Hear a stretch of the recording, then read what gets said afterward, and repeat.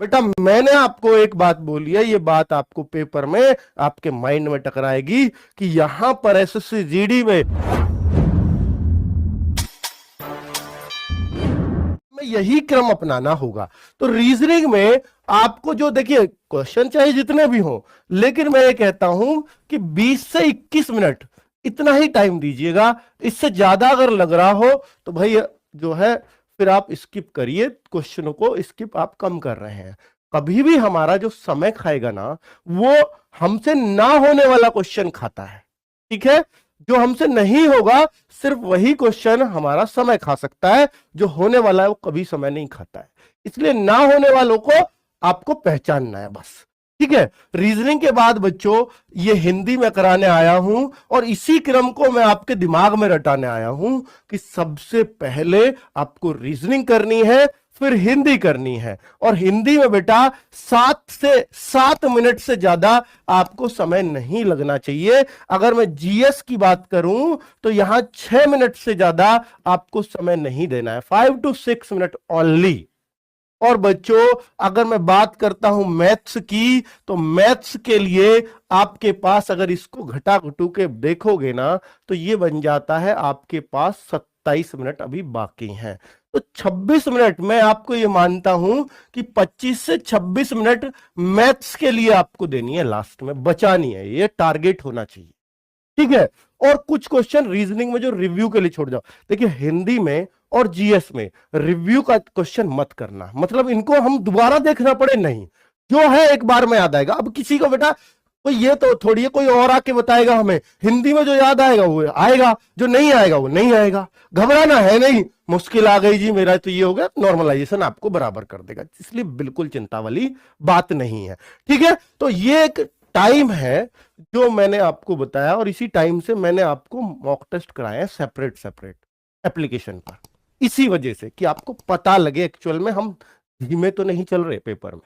ठीक है बच्चों, बेटा मैंने आपको एक बात बोली है, ये बात आपको पेपर में आपके माइंड में टकराएगी कि यहां पर एसएससी जीडी में जो हिंदी आती है वो सामान्य बोलचाल की हिंदी आती है, जिन शब्दों को आप रोज यूज करते हो, व्यवसायिक शब्द रोज यूज का है। हस्तक्षेप मेरे बीच में, मेरी बातों के बीच में कोई हस्तक्षेप नहीं करेगा जब तक मैं लेक्चर दूंगा। मुझे इसमें कुछ बिल्कुल भी हस्तक्षेप किसी का पसंद नहीं है। तो बच्चों ये ना सामान्य बोलचाल का शब्द है, ऐसा ही शब्द आपके लिए आने वाला है।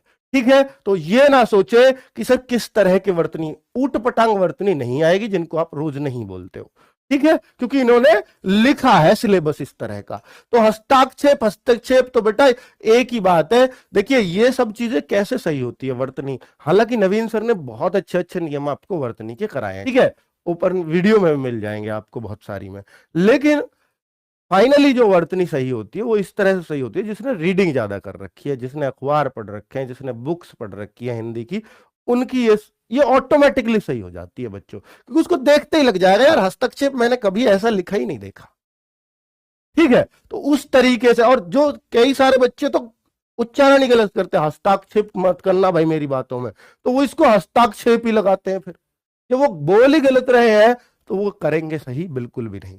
ठीक है, चलिए नेक्स्ट क्वेश्चन की बात करता हूं। हर्ष, हर्ष का विलोम बता दीजिए बच्चों, इसमें खुशी है, विषाद है, उल्लास है, आनंद है, क्या हो सकता है हर्ष का विलोम इनमें से क्या हो सकता है? बेटा आपको पता है हर्षोल्लास, हर्षोल्लास के साथ ये पर्व मनाया जाता है, ऐसी चीजों को सोचा करो। आपको यह नहीं पता हर्ष क्या है, हर्षोल्लास आपने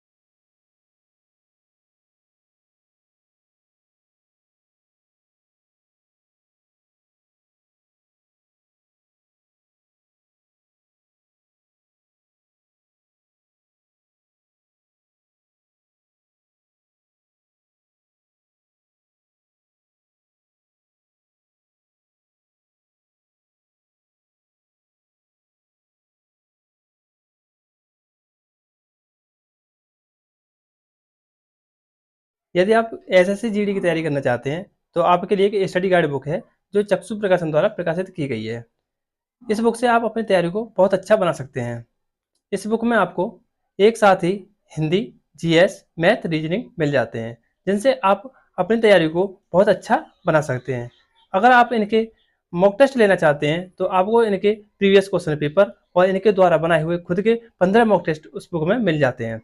तो आप इस बुक को ऑनलाइन या ऑफलाइन दोनों प्रकार से ले सकते हैं। यदि आप इस बुक को ऑनलाइन लेना चाहते हैं तो आपको इस बुक का लिंक डिस्क्रिप्शन बॉक्स में मिल जाएगा, वहाँ से आप इस बुक को ले सकते हैं। यदि आप इस बुक को ऑफलाइन लेना चाहते हैं तो ये बुक आपके नज़दीकी मार्केट में उपलब्ध है, आप वहाँ से इस बुक को परचेज कर सकते हैं। 100% टिक करके आना चाहिए। नेगेटिव मार्किंग से इतना भी मत डरो, क्योंकि 1/4 की नेगेटिव मार्किंग आपका नुकसान नहीं करती है। अगर आपको चारों में से एक ऑप्शन भी ऐसा लगता है कि ये नहीं हो सकता, 3 में से कोई सा हो सकता है, तुक्का जरूर लगाओ। लेकिन चारों का ही नहीं पता है, क्वेश्चन सुना ही नहीं है, फिर लगाओगे तो नुकसान होगा। ठीक है, चलिए, ये बहुत काम की बात मैंने आपको बताई है। और बेटा देखिए, हमें पता था यार हर्ष है तो ये विश्व